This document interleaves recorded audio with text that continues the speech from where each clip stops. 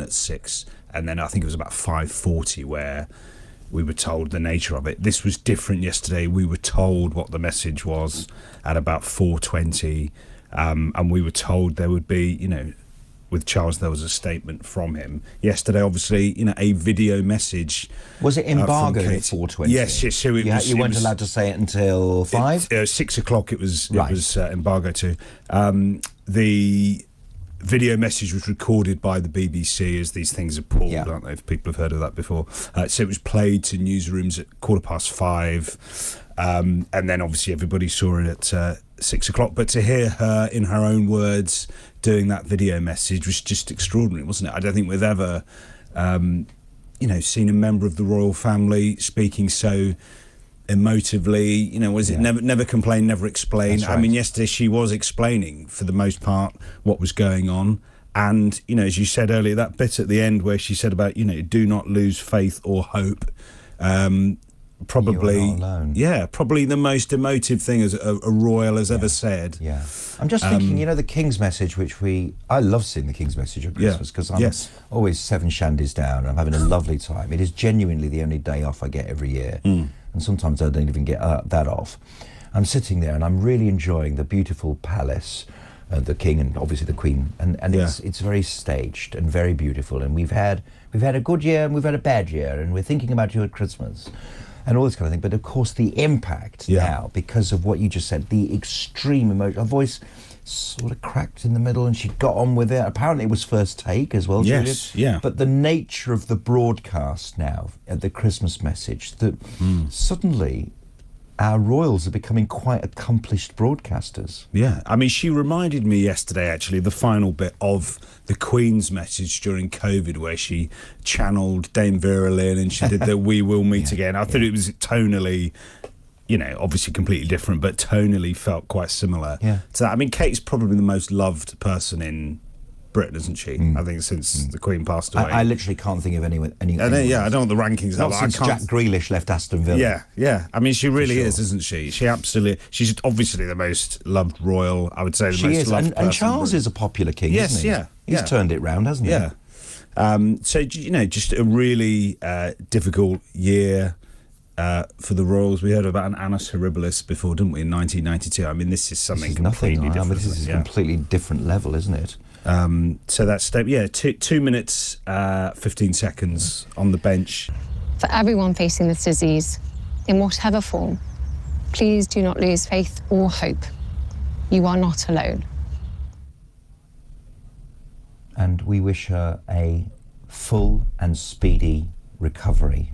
But now, Julian, as the story comes out, they've already said the idea of her coming back at Easter to start doing public appearances, even going to church at Easter, which is the most important day in the Christian calendar. They're not going to go to church. They're not going to be seen in public. Yes. Chemotherapy will be continuing.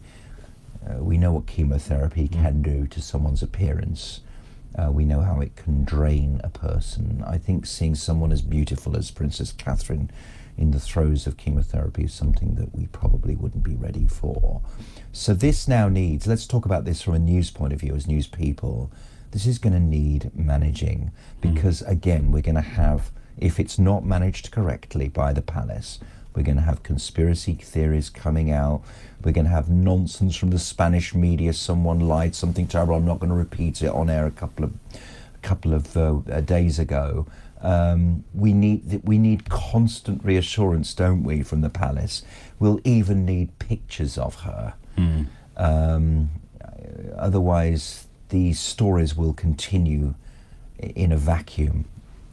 Well, they were quite detailed notes put out by Kensington Palace. I've got them here, actually. Have you? And they say, OTR on lots of it, on the record. Right, good. Are you sure it's not off the record? No. How is it off the record? Just check that, Julian. But it was... or is it off the record? No, there's sort of it is off the, There's guidance as well. Basically, okay, this is very important. This is like the inside track. This is important because we're a reputable organisation, both of our networks, and I think it's important that at this time of news provision that you know that you're coming to a trusted partner in terms of news. We're closing down conspiracy theories. Yes. So Julian, go ahead. I mean, basically, the point is they're saying, we're not going to be sharing information. She has a right to privacy, as everyone does.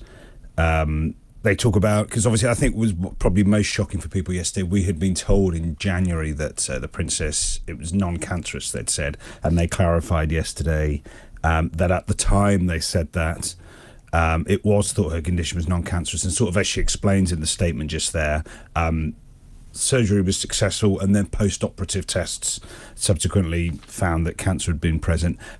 What's not clear is, this timeline, as you just said about Easter. They had said she'd be back at Easter, although they were in the Sunday Times last weekend. They were saying, Easter, as in Easter school holidays, we wouldn't see her till the end of April.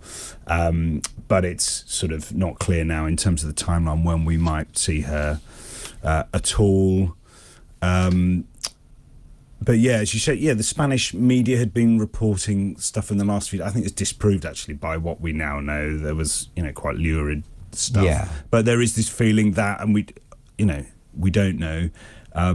This alleged data breach at the London clinic, which is being investigated by the Information Commissioner's Office. It is not clear whether details from that were going to come out in the media, and they've done this to head that off. Yeah. I mean, that still isn't quite clear. And it's also, the Mother's Day, and we'll talk about the timeline in the newspapers in a moment, but the Mother's Day thing was only 2 weeks ago.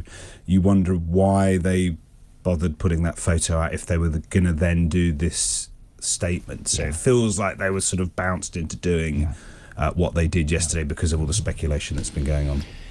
Is there any more guidance or knowledge about the abdominal surgery? There's not really. They've given us the timeline of when it happened.